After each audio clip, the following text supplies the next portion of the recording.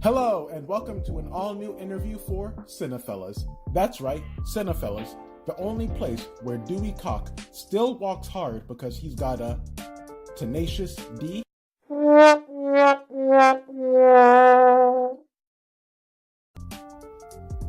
Well, I'm Nile Fortner of Cinephellas, and I'll tell you what goes hard, and that's the new sci-fi horror thriller movie, Project Ithaca. The intensity of a Saw film comes to outer space when 5 strangers find themselves on an alien spaceship that actually runs on their fear. They begin to understand that this alien species has been doing this for decades, maybe even centuries. Here we have an interview with actor James Gallanders of the film.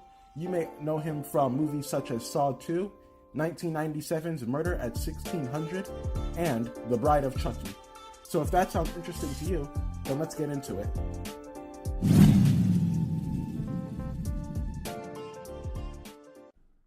Hi James, how are you doing? Oh, hi James, how are you, buddy? I'm doing well, Niall. How are you, man? Oh, I'm really good. I'm actually really glad I got to speak with you for a little bit because your character, Russ, in Bride of Chucky has one of my all-time favorite movie deaths. Right on, man. That's great. Yeah, the one where Chucky throws the champagne bottle into the mirror ceiling and the glass came down. Yeah, that's like a childhood memory for me. I love that movie. Oh, right on. That's so cool to hear. That was a lot of time in makeup, man. Putting all those pieces of mirror on our body. I could only imagine, man. And I know they're actually doing a remake or some kind of reimagining a Child's Play. Yeah, so I heard.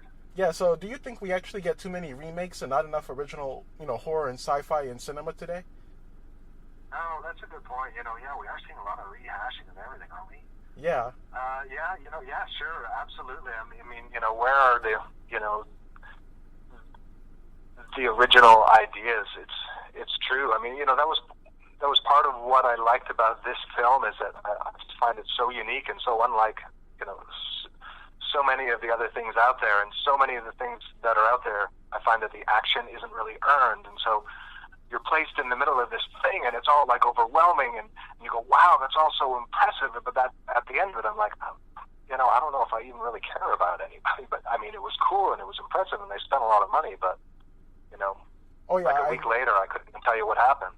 Oh yeah, definitely. I understand where you're coming from. So how did a film like Project Ithaca get financed? Oh, how did it get its money? Oh yeah.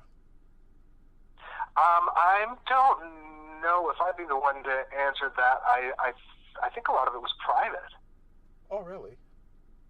Okay. Yeah, I think there's a family in Sudbury that is an acquaintance of the writer-producer Anthony Artebello. He would be a better one to ask, but I think that's where I think they got a lot of their financing from.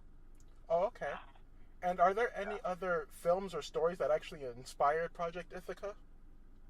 Yeah, for sure. I can tell you because Anthony and I have become really good friends over the course of this. He was the writer, and he told me that this entire world of Project Ithaca was born out of one scene from John Carpenter's The Thing.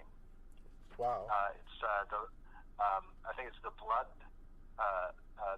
test scene where they're tied to chairs and they're doing the test with the blood to see who's been infected or something.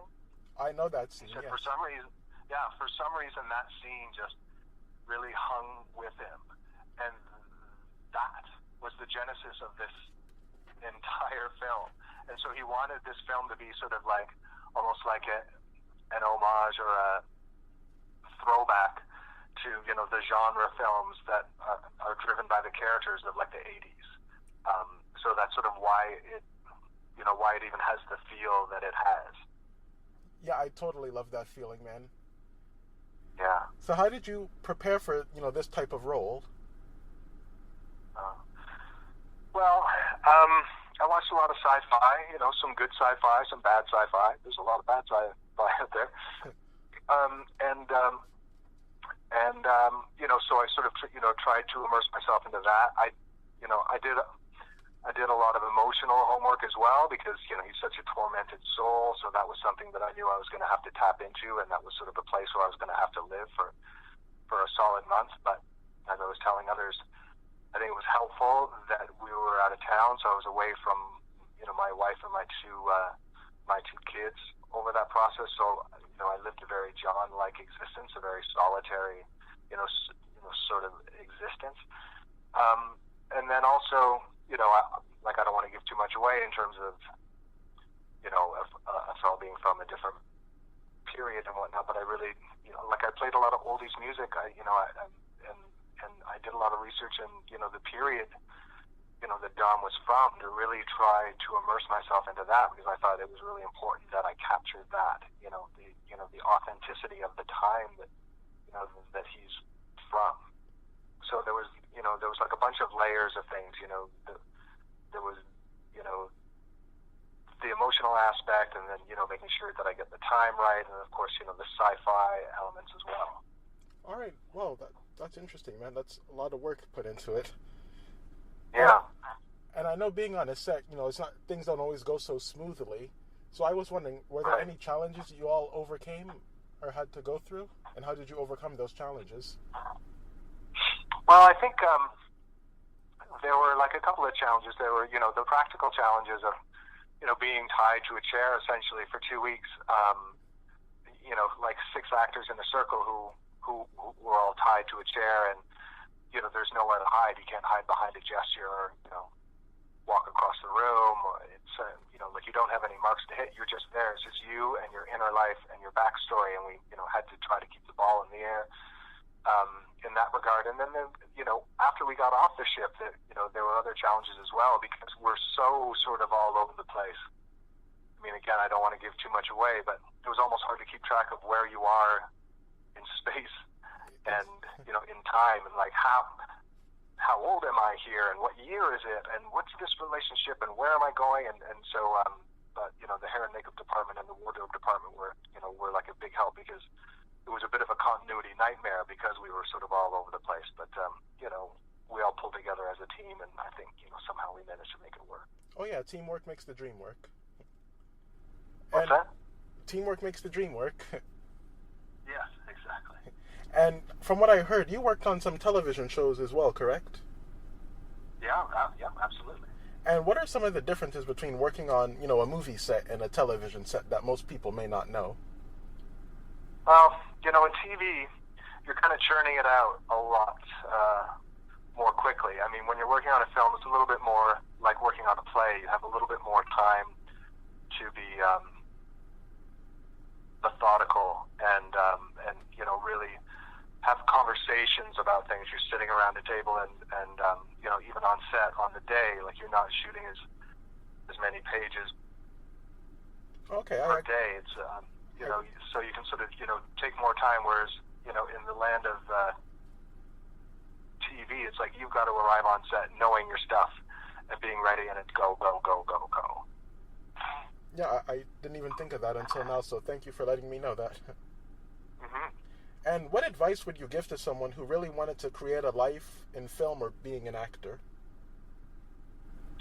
Well, I would say that, if it's something that you want to do, make sure that it's really something that you want to do, that you really love, and, that you really have a passion for, and then you just have to throw yourself into it. Once you have that certainty, throw yourself into it and do everything you can. I went to school, so, I would highly recommend, if there's a program, if there's a class you can take, if there's a community group, like, just seek it out and, put it out there to the universe that this is what you love and this is what you want to do. And it'll just happen. If you do the thing you love, then you'll do well. Okay. And what age or, and what time in your life did acting become a consideration for you? At a pretty young age, actually. I've got a stutter, and at a young age, if I was asked to read aloud in class, I would try, but then ultimately I would run out of the room sobbing. So it didn't even occur to me that I would be an actor. But then we had to give a speech in the 6th grade, I think, and I said I stayed after class, to talk to the teacher, and I said, that's not happening, because she knew not to call on me, to read aloud in class, because I couldn't. So I was like, I'm certainly not going to give a speech. And she told me that if I pick a topic that I can get really excited about and find an emotional connection to, that maybe I'd be okay. So I did, and it went really well. And to make a long story short, I won for my class, and then I won for my school, and then I won for my school every year after that, and I started to compete all across Ontario. So I had found my voice. I found that if I memorized my lines and I found an emotional connection to the material, that all of a sudden I could speak. I couldn't read aloud in class, but I could speak. And so then the teacher who directed the plays in my public school, she said, you need to audition for this part. And so I did, and I got the part. And so all of a sudden, I found my voice. I was able to speak. And so I was like, this is what I have to do, because it was the only time I could speak was when I was playing a role. So I continued to do a bunch of plays in my public school, and in my early teens, I joined a community group. And then I continued to do it when I got to high school, and then I went to university. But I mean, even when I went to university, I was still nervous about it, because I was worried that people were going to find out that I had a stutter and say, well, we can't take you on. I told someone else that like, even in high school, I was the president of the student council and the lead in the play and the lead in the musical, and yet I refused to read out. I refused to read aloud in class, and I got sent down to the office. So I've always had sort of a love-hate relationship with, with words. But when I'm acting is when I'm the most fluent. So yeah, it just sort of happened. I developed a love at an early age because it was my escape. It was the only time I was actually able to be free. To actually have a voice. Yeah, man. I was the same way in school, so I know exactly where you're coming from. Really, yeah. Well, thank you for your time, James, and congratulations on being a part of another successful project, man. No problem, Niall. I really appreciate it, man. Thank you. Yeah, and would you like to let our listeners know where they can find you on social media and how they can see the film? Yeah, I've got an Instagram account, so they can check me out there. It's James _ and then my last name. Yeah, it's going to be on iTunes on June 7th, and then in some theaters across the U.S. and up here as well. All right. Well, thank you so much. I really love the film, and thanks again. It was my pleasure. All right. It was my pleasure, Mal. Thank you. Thank you. Have a good one. Project Ithaca has a release date of June 7th, 2019. Thank you all so much for checking this out. You stayed till the very end, which means you obviously like us and we like you. So you might as well give us a like, a comment, a share, and subscribe. And be sure to follow us on social media platforms such as Instagram and Twitter at The Cinephellas. See you all soon, and if the sax man from The Lost Boys has taught me anything, it's that no matter what, we still believe.